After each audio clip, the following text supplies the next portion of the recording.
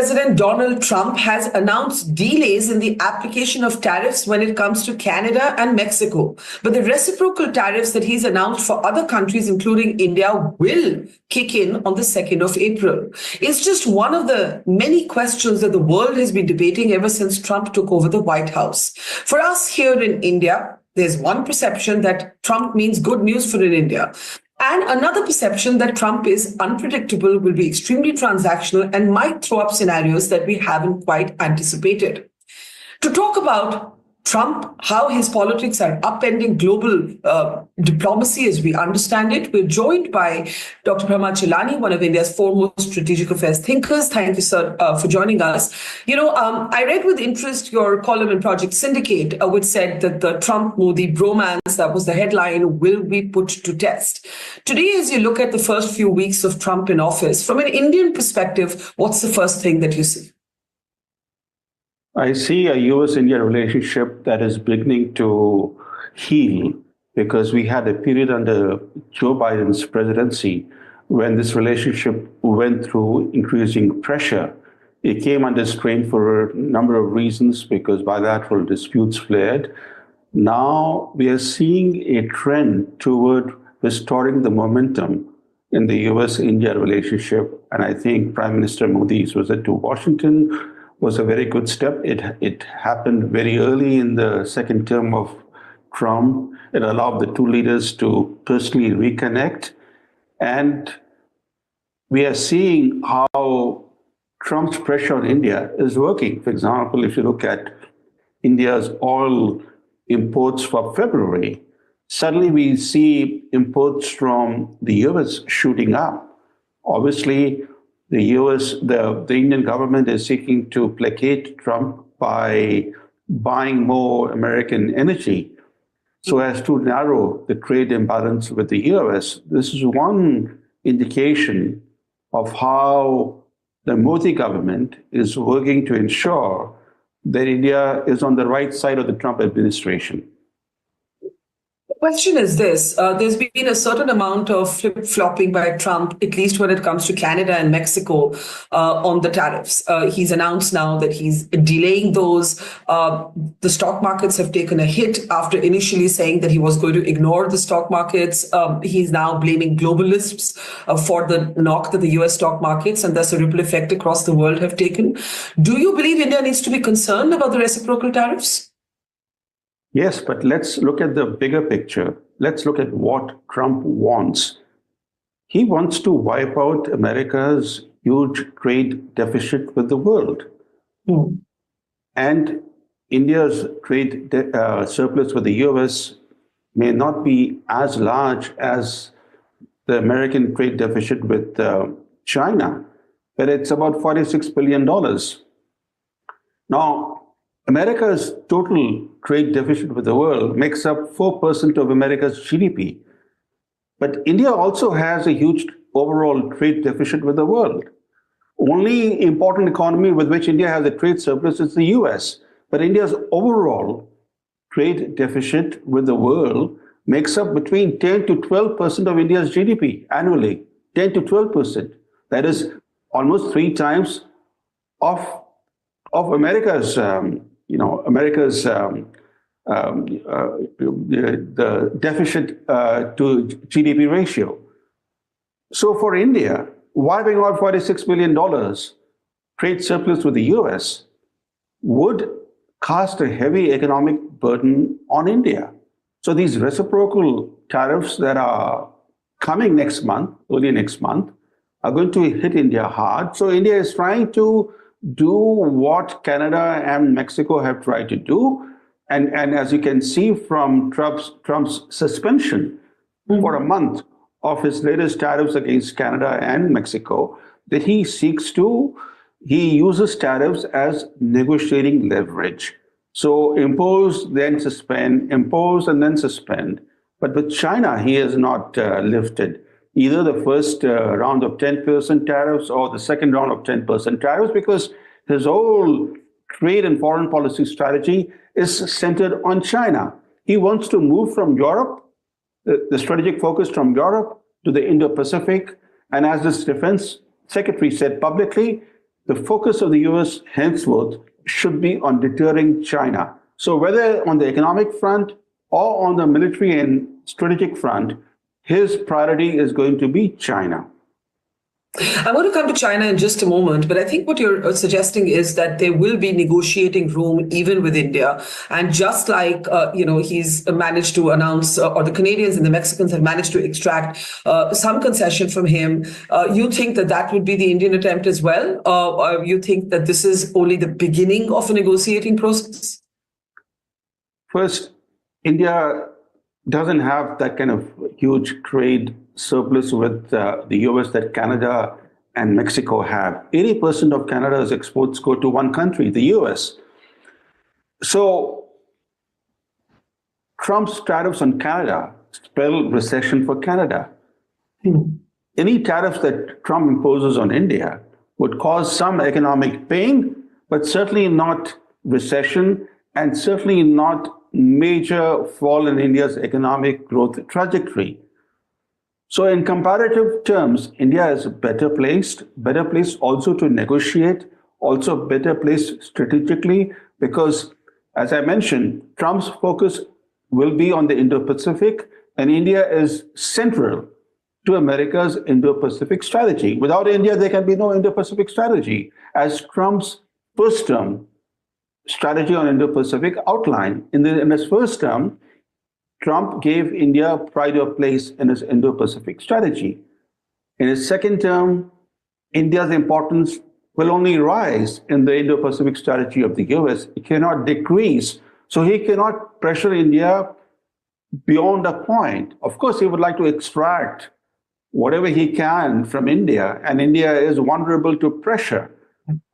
India is vulnerable to pressure because we have a government which doesn't want to admit that it's vulnerable to pressure. And we saw from the first term of Trump how India under Modi actually responded to the Trump administration pressure by suddenly, there was a 4-year period from 2029 for a 4-year period, 2029, 2020, 2021, and 2022, where India's oil import bill from the US shot up dramatically until the Russian invasion of Ukraine opened up cheaper oil from Russia for India.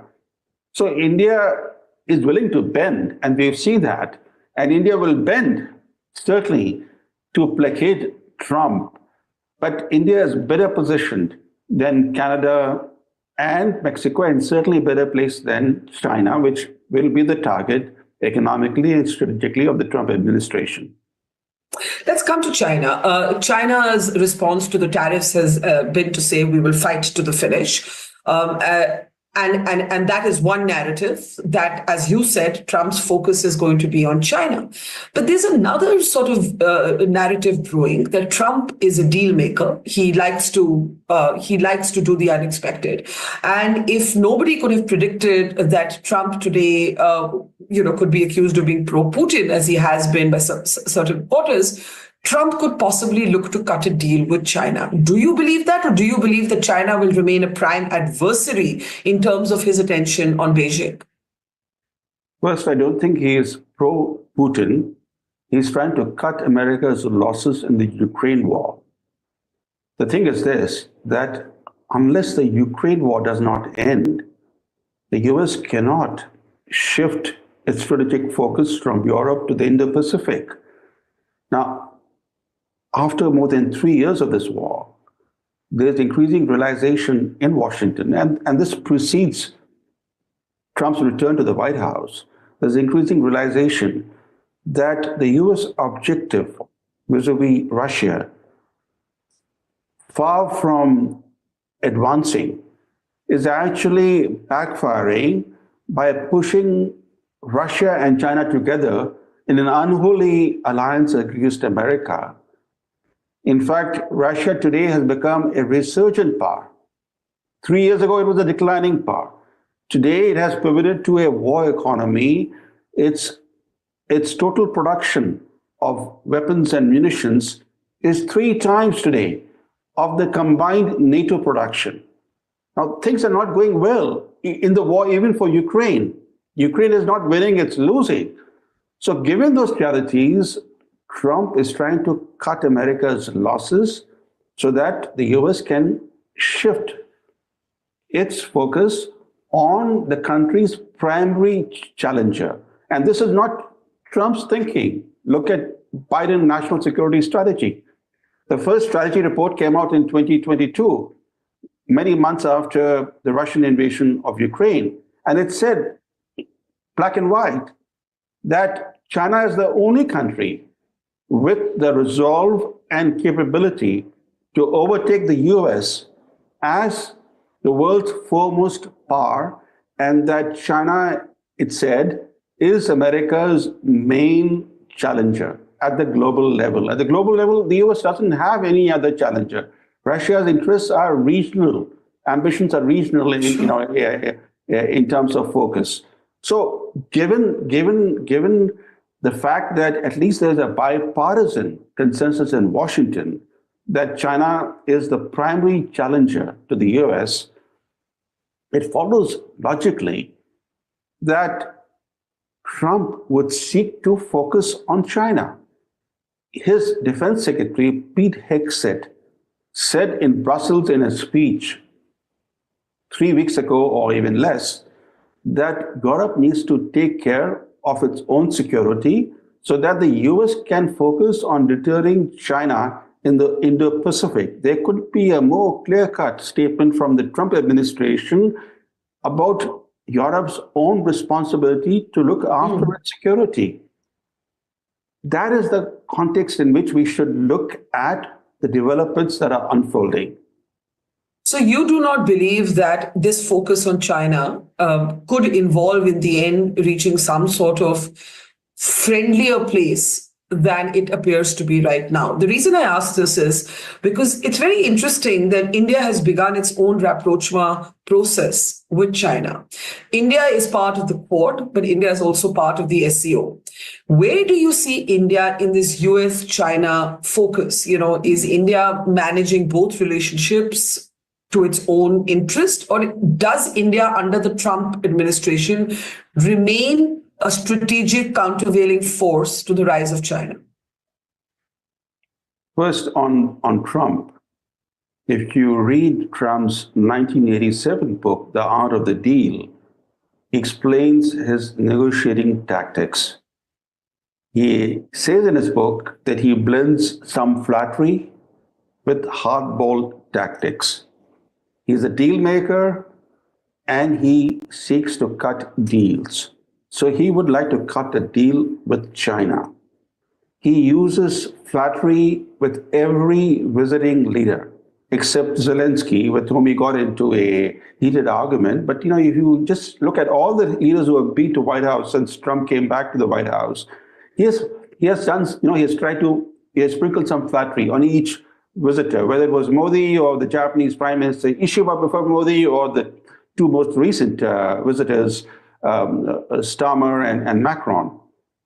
But even with Xi Jinping, he calls him a great leader, he's a very powerful man, etc., etc. This is all part of his negotiating strategy.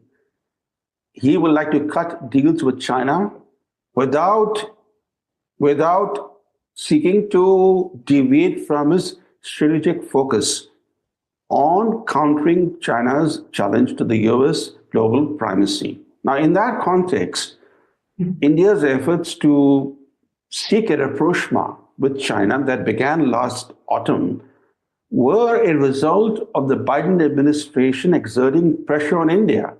It was a result of the US-India relationship coming under strain. So India was trying to offset that scenario by seeking to mend fences with China. And China had its own strategic compulsions to mend fences with India.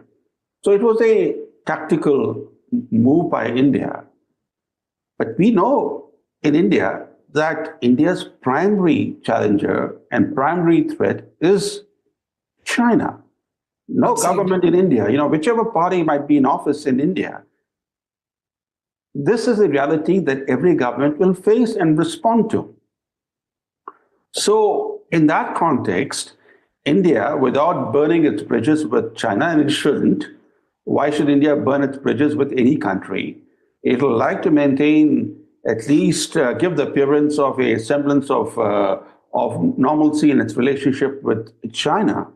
But it's very much doing what Trump is seeking to do, which is that on one hand, you negotiate with your adversary, you cut deals, but at the same time, you don't you don't deviate from your strategic priorities.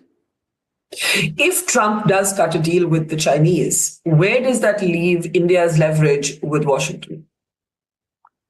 India is cutting deals with China. Hasn't India cut deals with China recently of various types?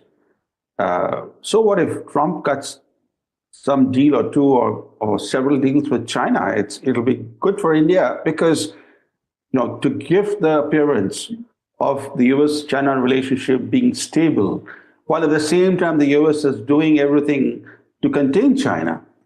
That's a better strategy than to openly engage in a Cold War with China. That doesn't serve the interests of the US, doesn't serve the interests of India, because it'll also make things difficult for India's equation with China. So while having an outwardly friendly relationship with China and seeking to push your strategic interests through various means makes sense both for the US and for India. Finally, then, let me ask you this. What do you think are the pain points that India should anticipate or manage or navigate between the US and India? There was some debate, for example, over the deportation of Indian illegal immigrants being brought back in chains. Today, we read that the military aircraft that the US had deployed, it was costing too much, they're not going to be used. On terrorism, your own comment on X pointed out that while a court has upheld the Havur Rana, the 2611, one of the 2611 key operational masterminds extradition to India, David Headley, I don't think any American government is ever going to hand him over. What do you see as the pain points in the next few months? We can see from what happened under the Biden administration. They played the human rights card against India, then they played the Khalistan card against India. Just on the eve of Modi's visit in September last year, the White House held a briefing for Khalistan militants. They were called to the White House and briefed by senior administration and intelligence officials, so openly playing the Khalistan card. And we have seen how they have sheltered and shielded some prominent Khalistani. So then we've had differences or major disputes on India's own immediate neighborhood. For example, America's policy toward Bangladesh, American policy towards Myanmar, which is compounding India's challenge in Manipur state, or the Biden administration policy towards Pakistan, which was to resume the coddling of Pakistan, including upgrading and modernizing Pakistan's F-16 fleet against India. Now, these were more than irritants. These were major issues that cropped up during the Biden administration. Now we have an administration in Washington that openly seeks to end the weaponization of the American justice system. It is, and as we heard from Trump when he was with Modi at the White House, that Rana's extradition to India would be the first step. And he said there are more to follow. Headley, being a double agent, may not be extradited to India, but there are other elements in the US that India wants, including this gentleman in New York who is a Khalistan advocate. So we don't know. Do you mean Gurpatwant Pannu? Yes, we don't know whether Pannu will be handed over to India, but certainly his use of American soil that happened during the Biden administration, using American soil or Canadian soil, he's a dual national, to make terrorist threats against India, including against Air India. That I think would become more difficult for Pannu now, that's for sure. And for example, the two arson attacks on the Indian consulate in San Francisco, those arsonists have not been brought to trial. Things are going to change for the better. What the new U.S. policy will be towards, let's say, Pakistan or towards Bangladesh or towards Myanmar, we don't know. Mm-hmm. But I would think that if the U.S. wants a better equation with India, wishes to co-opt India in its Indo-Pacific strategy in a way that makes India more integral to this strategy, then it will allow India to actually look after its own immediate neighborhood rather than the US working in a way that is inimical to India's core interests in India's own immediate neighborhood. So I think there might be some yielding by the American side if the US wants to have a relationship with India based on mutual trust, because mutual trust is essential to create a real bonding. Yeah. Just before we let you go briefly, there were some eyebrows raised when Trump, in his address to Congress, praised Pakistan for delivering a terrorist who was responsible for the Kabul airport bombing in which 13 US servicemen were killed. But, those who are cynical about Pakistan and watch it closely said, oh, there's Pakistan's army chief managing to ingratiate himself with the Americans again. Trump doesn't necessarily understand those nuances of Pakistan and its army and its games that closely. Did that concern you, that comment, set aside for Pakistan? Not really, because if you would recall that Trump in his first administration ended decades-old US policy of coddling Pakistan. He halted all security assistance to Pakistan on grounds that Pakistan had not cut its links with terror groups. He was quite inimical toward Pakistan. I don't think he will pursue a friendly approach of the Biden administration type toward Pakistan. So I don't think, as you said, he may not have understood the nuance of what he was saying. He is only looking at what the US can get. He's not into issues of how it might affect Indian attitudes if he makes a statement of any kind. That's not Trump.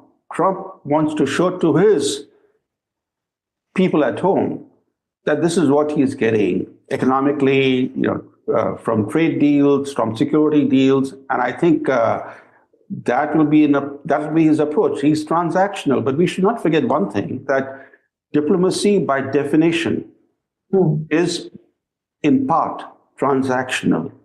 And even during the Biden administration, India tried to placate Biden by signing a $3.5 billion drone deal last autumn. So India also understands that transactions in diplomacy are important to woo a partner, also important to fend off pressure. And we're going to see that in the Trump second term, India using transactions to fend off US pressure. Thank you, Brahma Chellaney. As the Chinese would say, we live in interesting times, and thanks for your insights in helping us understand some of those seeming paradoxes and unpredictabilities. Thank you very much. Pleasure as always. My pleasure. It's great to see you here. Thank you for watching our work. If you haven't subscribed yet, don't forget to click the bell icon and subscribe to Mojo Story and support independent, robust journalism.